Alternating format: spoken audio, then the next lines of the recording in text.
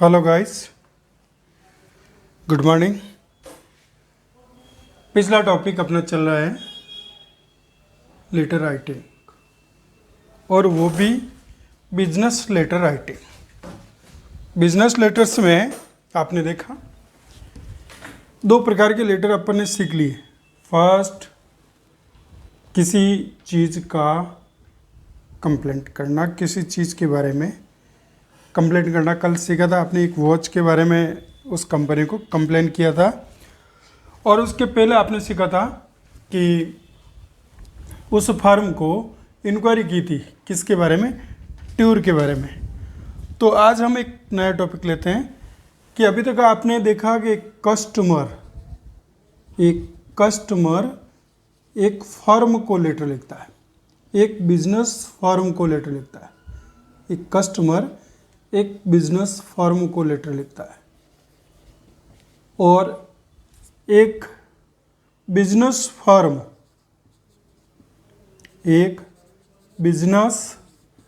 Firm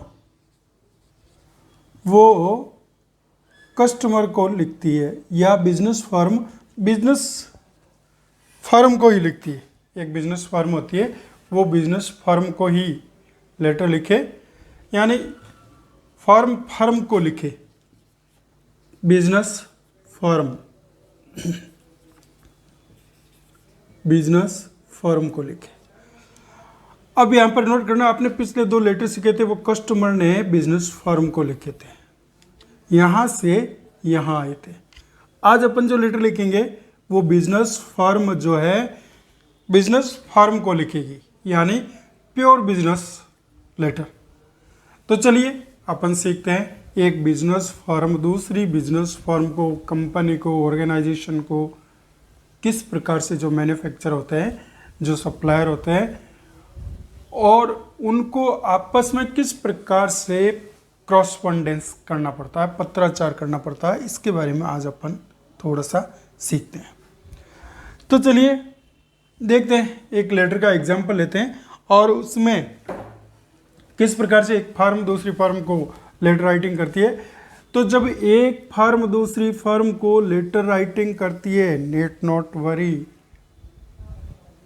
क्या letter draft करने के पॉइंट्स आपको याद हैं? सेम वो पॉइंट्स जो आपने पहले सीखे थे, सेम पॉइंट्स है। पहला पॉइंट क्या? पहला point address of the writer. मैं रिमाइंड बार बार इसलिए कर रहा हूं आपको, सो दैट ये लर्न हो जाए। Address of the writer, address of the writer. Number 2, दूसरा पॉइंट है address of the receiver, address of the receiver, receive करने वाले का एड्रेस। नंबर 3 आपको अच्छे से याद है, तीसरे पॉइंट पर अपन ने दिया था subject. What is the subject of the letter you are going to write? Subject. Number 4 salutation, number 5 content, and last number 6 subscription. That's all. These are the main points of the drafting a letter, business letter. And you know, all these points have been discussed earlier so well, so there is no need to worry about all these points. They are so familiar with you, इतने अच्छे तरीके से याद हो गए कि बार बार इनको लिखने की वो आवश्यकता ही नहीं है कि कहाँ पे कौन सा पॉइंट आएगा, कैसे आएगा, क्या आएगा। आप तो एक बिजनेस फर्म किस प्रकार से दूसरी बिजनेस फर्म को लेटर राइटिंग करती है, कैसे लिखती है, किस प्रकार से वो पूछ सकती है, चलिए हम उस पर डिस्कस करते हैं। मान लीजिए एक बिजनेस फर्म है जो रेडीमेड गारमेंट्स का व्यवसाय करती है, रेडीमेड गारमेंट्स का व्यवसाय करती है, और वो रेडीमेड गारमेंट्स की फर्म, रेडीमेड गारमेंट्स की फर्म दूसरी रेडीमेड गारमेंट की फर्म को, रेडीमेड गारमेंट्स की फर्म को दूसरी फर्म को लिखती है। किसके बारे में इंक्वायरी करती है? मान लीजिए वो इंक्वायरी करना चाह रही है वूलन गारमेंट्स के बारे में, जो ऊनी वस्त्र हैं उनके बारे में एक फर्म दूसरी फर्म से किस प्रकार से इंक्वायरी करती है, ये देखते हैं। तो कल्पना कर लीजिए कि एक फर्म है, फर्म के आगे आपने देखा होगा कई बार ऐसा लिखा रहता है एमएस, मेसर्स, और इसके आगे फिर फर्म का नाम,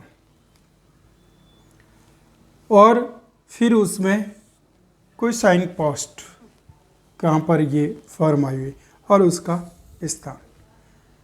ये फर्म अपन मान के चलिए, अपन यहाँ पे लेते हैं SR Birla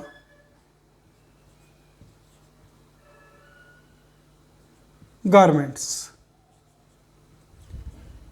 SR Birla garments. ये एक फर्म है जो कहाँ पे है? वो फर्म चांदनी चौक, चांदनी चौक दिल्ली में है। चांदनी चौक, और इधर दिल्ली लिख देता हूँ, मैं यहीं पे लिख देता हूँ दिल्ली में। ये फर्म दिल्ली में, और एक जयपुर की फर्म, जयपुर की फर्म प्रिया गारमेंट्स, प्रिया गारमेंट्स, ये है नियर सीतापुरा बाईपास,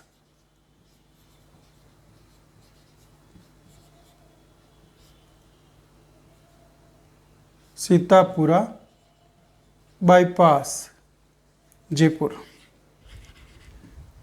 ये जयपुर वाली फर्म इस फर्म को इंक्वायरी करेगी किसके बारे में? वूलन, वूलन गारमेंट्स के बारे में। वूलन क्या होते हैं? वूल, WOOL, वूल। वूल का मतलब, वूल का मतलब, हाँ हाँ बोलिए, WOOL, वूल, ऊन, EN जोड़ा, वूलन, ऊनी, ऊनी वस्त्रों के बारे में, ऊनी वस्त्र है उनके बारे में ये फॉर्म इंक्वायरी करेगी।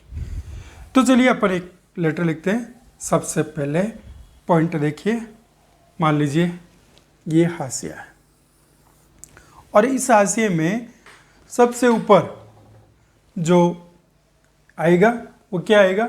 आप जानते हो क्या आएगा? Address of the writer. तो राइटर कौन? जयपुर वाली फर्म, वो वाली फर्म इंक्वायरी कर रही है। और जयपुर वाली फर्म किसके बारे में इंक्वायरी कर रही है? वूलन गारमेंट्स के बारे में। किसको? SR बिरला गारमेंट्स, चांदनी चौक, दिल्ली को। तो पहले तो जो राइटर है उसका एड्रेस अपन लिखेंगे प्रिया गारमेंट्स, तो यहाँ पे आएगा प्रिया गारमेंट्स। कहाँ पर है ये? Near Sitapura bypass, Sitapura bypass Jaipur. लिखने का तरीका तो आपको याद है ना, किस प्रकार से अपन एक लेटर ड्राफ्टिंग करें और किस प्रकार से इसका एक अच्छा सा तरीका होना चाहिए, हम इसको किस प्रकार से अच्छा प्रेजेंटेशन कर सके, ऐसा अपने को आना चाहिए। तो देखिए ये एड्रेस लिखा, और इस एड्रेस को लिखने के बाद आपको यहाँ पे नीचे डेट देनी है। लिखना नहीं है DAT मेंशन नहीं करना, सीधा डेट दीजिए। अगस्त, पहले महीने का नाम अगस्त, और जितनी डेट है वो लिख डाली 26/2020, बस डेट दे दीजिए ऊपर। और डेट देने के बाद क्या करना आपको, एक लाइन का स्पेस छोड़ना, मैं आज मेंशन नहीं करूंगा इधर, बाकी स्पेस देना है। स्पेस देने के बाद उस फर्म का नाम जिसको आप इंक्वायरी के लिए बिजनेस लेटर लिख रहे हो, यानी एड्रेस ऑफ द रिसीवर। दूसरा पॉइंट क्या आएगा, एड्रेस ऑफ द रिसीवर। और रिसीवर कौन, वो दिल्ली वाली फर्म। दिल्ली वाली फर्म का नाम लिखेंगे अपन यहाँ पर SR बिरला गारमेंट्स।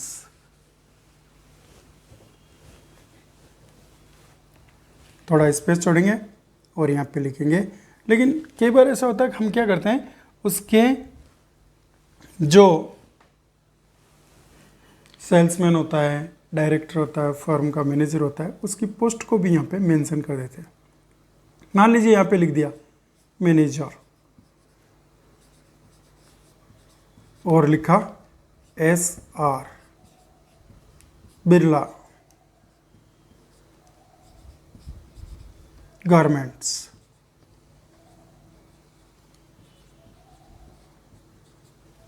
और Chandni Chowk,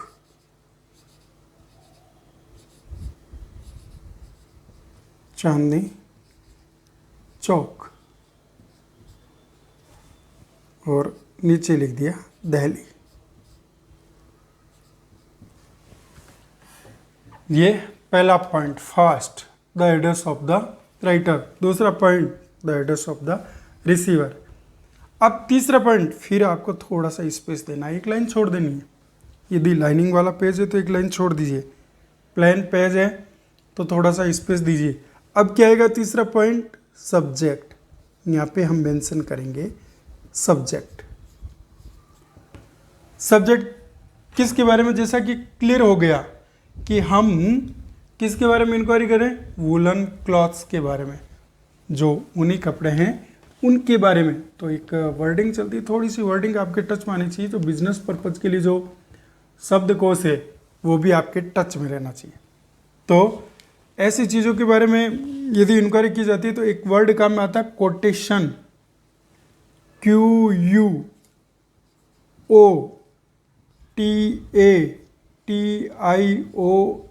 quotation, quotations for woollen garments, for woollen garment, for woollen garments. Woollen garments के लिए कोटेशन। सब्जेक्ट, आपने सब्जेक्ट दिया और फिर सैल्यूटेशन, सैल्यूटेशन डियर और फिर सर। ऊपर मैनेजर लिखा है तो डियर सर, मैनेजर नहीं लिखा है तो लिख देते डियर सर्स। एक से ज़्यादा लोग जो भी हैंडल कर रहे हैं उस फर्म को, तो उनके लिए। तो कितने पॉइंट हुए, पहला, दूसरा, ये तीसरा पॉइंट और ये चौथा पॉइंट। क्या लिखा, डियर सर। अब इसके नीचे आपको कंटेंट लिखना है, फिफ्थ। और याद रहे हर चीज़ टू द पॉइंट होनी चाहिए। कहीं पर भी आपने किसी पॉइंट को मिस किया है तो इसका मतलब आपका प्रेजेंटेशन पुअर है। वो आपका नहीं जाएगा, वो आपका प्रेजेंटेशन नहीं है, वो टीचर का प्रेजेंटेशन है। यदि आप गलतियां कर रहे हैं तो इट मीन्स टीचर ने अच्छे तरीके से आपको गलतियां निकालना बताया नहीं। गलतियां करना और उनको सुधारना अलग चीज़ है। गलतियां होती है, लर्निंग में गलतियां होती है, भाई होती रहेगी। गलतियों से मत डरिए, because mistakes make a man perfect. So come to the point here. क्या पांचवा पॉइंट क्या दिया था अपन ने इधर, डियर सर्स, ऊपर लिखा था डियर सर्स, यहाँ पे डियर और फिर सर, डियर सर। अब लिखते रहिए नीचे। डियर सर के बाद क्या करना है, आपको सीधा कंटेंट पे आ जाना है। क्या हम मांग रहे हैं उनसे, उनसे कोटेशन मांग रहे हैं। Please send us, please send us your price list please send us your price list and quotation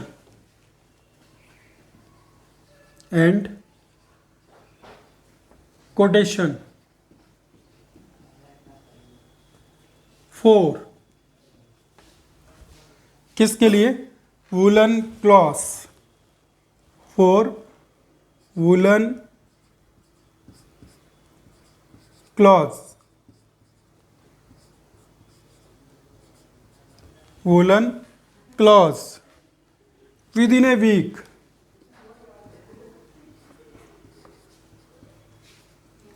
Within a week, एक सप्ताह के अंदर अंदर, within a week of the receipt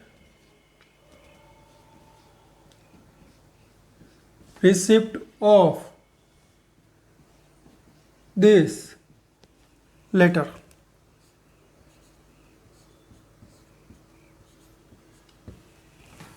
थोड़ा समझ लें अपन. Please send us your price list and quotation for woollen clothes within a week of the receipt of this letter. कृपया हमें भेजें आपकी प्राइस लिस्ट, मूल्य सूची and quotation for woollen clothes का कोटेशन भेजें विद इन ए वीक, एक सप्ताह के अंदर अंदर, ऑफ द रिसिप्ट, प्राप्त होने के, किसके? ऑफ दिस लेटर, इस पत्र के प्राप्त होने के एक सप्ताह के भीतर भीतर आप हमको आपका कोटेशन और आपकी प्राइस लिस्ट भेजें. और फिर थोड़ा सा इंट्रोडक्शन अपना भी दें. क्या करेंगे? As we deal in the ready-made garments,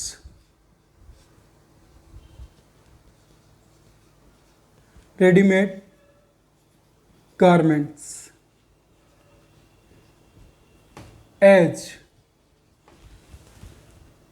wholesale dealer,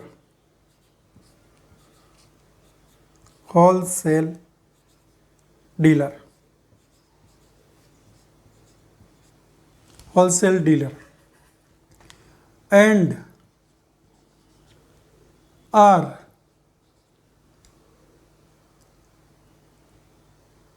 reputed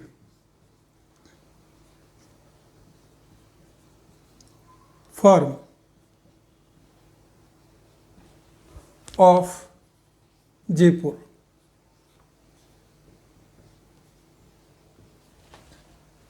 बस जैसा कि हम रेडीमेड गारमेंट्स में डील करते हैं होलसेल डीलर के रूप में, एंड हम रेपुटेड फर्म है, प्रतिष्ठित व्यापारिक प्रतिष्ठान है, किसके? जयपुर के. ये आपने पहली लाइन में बिगनिंग ऐसे होगी इसकी, कोई फॉर्मेलिटी नहीं करनी है. बिजनेस लेटर में ज़्यादा फॉर्मेलिटी नहीं होती, और जो कंटेंट है उस कंटेंट को क्लियरली आपको डायरेक्टली लिख देना, ज़्यादा फॉर्मेलिटी नहीं करनी. इसमें आपने इसका इंट्रोडक्शन किया, बस ये 2 लाइनें लिखी, और अब इसके बारे में लिखिए कि हमें आपकी जो फर्म है उसके बारे में, किस प्रकार से वो डील करती है उसके बारे में आपको लिखना है. तो क्या करेंगे? Kindly, next line, kindly let us know the rate, let us know the rate, know the rate, kindly let us know the rate. किसका? किसकी दर पता चलनी? let rate of discount, rate of discount, discount की rate, and your terms of payment, and your terms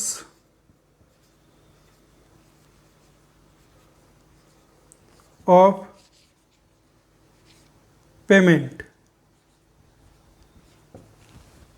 आप हमें आपकी discount की rate के बारे में और पेमेंट किस प्रकार से होगा उसके बारे में पता करना है. Kindly let us know the rate of discount and your terms of payment and delivery. Payment और आप किस प्रकार से डिलीवरी देंगे, किस प्रकार से माल पहुंचाएंगे, उसके बारे में। बस ये लेटर हो गया। अब इसकी लास्ट लाइन लिखनी है। मोस्टली जब एक बिजनेस फर्म दूसरे बिजनेस फर्म को ऐसा फालतू का उसमें कुछ एक्स्ट्रा नहीं लिखना है, जो एग्जेक्चरेशन लैंग्वेज है उसको अवॉइड करना है। आपको जो मेन बात लिखनी है, कंटेंट जो है वो इसमें आ जाना चाहिए, विषय वस्तु के अलावा हट करके कुछ भी नहीं लिखना चाहिए। तो ये चीज़ अब इसमें क्या लिखेंगे कि आपके जल्दी रिप्लाई करने के इंतज़ार में, उसकी अपेक्षा में, उसके आशा में। तो hoping to receive, hoping to receive, प्राप्ति की आशा में, क्या, एन अर्ली रिप्लाई, जल्दी उत्तर देने की, उत्तर को प्राप्त करने की अपेक्षा में। और फिर वही ये 5वां पॉइंट यहाँ से लेकर के यहाँ तक 5th पॉइंट, बिगिनिंग, मिडिल और एंडिंग। अब वो 6th पॉइंट, योर्स, जैसा कि पहले मैंने आपको मेंशन किया था कि बिजनेस लेटर जो भी होते हैं उसमें फेथफुली शब्द का मोस्टली यूज कर देते हैं, योर्स फेथफुली। अब चूंकि हम एक फर्म दूसरी फर्म को लिख रही है, तो उस फर्म में यहां पर क्या आएगा, फॉर के लिए, और उसका यहाँ पे सील लगा देते हैं। जैसा कि प्रिया गारमेंट्स लिख रही है तो फॉर प्रिया गारमेंट्स, यहाँ आएगा प्रिया गारमेंट्स जयपुर, और यहाँ पे आ जाएगा, साइन हो जाएंगे, किसी के भी साइन हो जाएंगे। और यहाँ नीचे आएगा मैनेजर या सेक्रेटरी जो भी है इस फर्म के किस पोस्ट पे आप काम कर रहे हैं। तो ये है लेटर राइटिंग, जब एक बिजनेस फर्म दूसरी बिजनेस फर्म को लेटर लिखती। बड़ा सिंपल है। यदि आपने पीछे वाले लेटर बहुत अच्छे तरीके से सीख लिए तो मैं सोचता हूँ कि ये लेटर भी, जिसमें सेलेक्टेड लाइनें होती है, आप 6 मार्क्स का नंबर 6 कैरी नंबर 6, इतना सा यदि आप सही ढंग से लिख देते हैं तो कोई भी एग्जामिनर आपके 6 मार्क्स में से, कोई टीचर किसी के मार्क्स कम करने के लिए नहीं होता है, वो तो होता है आपको देने के लिए। और ये डिपेंड करता है आप पे कि आप कितना मार्क्स उसके हाथ से ले पाते हैं, बस कितना कैसा आपने लिखा है। ये चीज़ आपको अच्छे तरीके से समझ लेनी चाहिए कि जो लेटर है वो किस प्रकार का है। तो गाइस, बिजनेस लेटर जिसमें 3 प्रकार के टाइप्स के लेटर मैंने आपको लिखा है। पहला, किसी के बारे में आपको इंक्वायरी करनी हो। दूसरा, यदि किसी चीज के बारे में आपको कंप्लेंट करनी हो। तीसरा, एक फर्म दूसरी फर्म को किस प्रकार से लेटर राइटिंग करती है, कैसे लिखती है, किस प्रकार से वो इंक्वायरी करती है, ये भी इंक्वायरी है। लेकिन एक फर्म ने दूसरी फर्म को किस प्रकार से लेटर ड्राफ्ट करके भेजा, तो ये लेटर्स आपने सीखे। एक क्वेश्चन आपको मैं दे देता हूं कि जिसमें आपको ये देखना है कि आप इस लेटर को किस प्रकार से ड्राफ्ट कर सकते हैं। तो एक थोड़ा सा ऐसा ले लीजिए कि आपको किसी फर्म को ऑर्डर देना है, सप्लाई के लिए ऑर्डर देना है। तो क्या करना है, एक मान लीजिए यहाँ पर एक है फर्म जिसका नाम है Anita traders.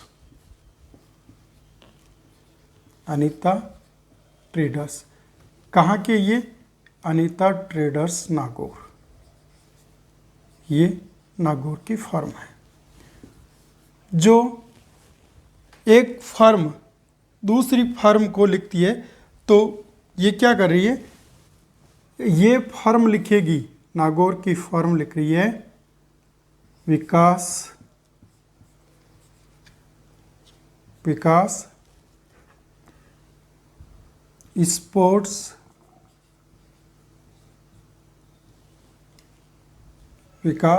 Sports material.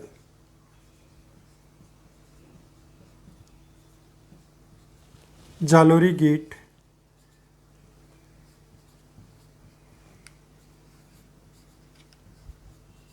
Jodhpur. ये नागौर वाली फार्म इसको लिखेगी किसके बारे में, ये लिखेगी supply of the sports article. किसके बारे में आपको इंक्वायरी करना है, किसके बारे में आपको वहाँ पर लेटर लिखना है, तो सप्लाई के बारे में। किसकी सप्लाई, स्पोर्ट्स आर्टिकल्स की, क्योंकि स्पोर्ट में डील करती है तो स्पोर्ट्स आर्टिकल, उसके बारे में, स्पोर्ट्स आर्टिकल्स के बारे में। तो ये एक लेटर आपको ड्राफ्ट करना है और देखना है किस प्रकार से आप इसकी लैंग्वेज बना सकते हो, किस प्रकार से आप इसका ड्राफ्टिंग कर सकते हो। और मैं सोचता हूँ कि आपको बहुत अच्छे तरीके से ये लेटर ड्राफ्ट करना आ जाएगा। बहुत सारे लेटर आपको लिखने हैं, खाली ऐसा नहीं कि जो 3 प्रकार के लेटर, एक सिंपल लेटर आपको मैंने लिखाया है, बस एक आप इसी को एनफ मान के नहीं चलें। ये आपकी प्रैक्टिस वर्क है, आपको समझाना है किस प्रकार से आप राइटिंग कर सकते हैं। नहीं कि ऐसा हो गया कि बस 3 लेटर लिखे और आपको लेटर लिखना आ गया और आपने ये तीसरी कर ली तो प्रॉब्लम हो जाएगी। तो मैं सोचता हूँ क्योंकि आपके पास में ग्रामर का बुक तो होगा, टेक्स्ट बुक अभी स्टार्ट नहीं हो पा रही है क्योंकि सब बच्चों के पास में टेक्स्ट बुक अवेलेबल नहीं हुई है, तब तक आप इन चीज़ों का बहुत अच्छे तरीके से लर्निंग कर लीजिए, सीख लीजिए। और कोई प्रॉब्लम आए लेटर राइटिंग में, क्योंकि बिजनेस लेटर तो आएगा एक, इसमें लेटर राइटिंग में आपको 4 प्रकार के लेटर सीखने के लिए मिले। तो इन लेटर में क्योंकि एक लेटर स्पेशली आपके लिए नया लेटर था, जॉब एप्लीकेशन जो थी वो एक प्रकार से नई एप्लीकेशन थी। और अब अगले एपिसोड में अपन एक नए टॉपिक के साथ मिलेंगे, नए क्वेश्चन के साथ में मिलेंगे। तब तक आप अच्छी प्रैक्टिस करना। Best wishes, best compliments.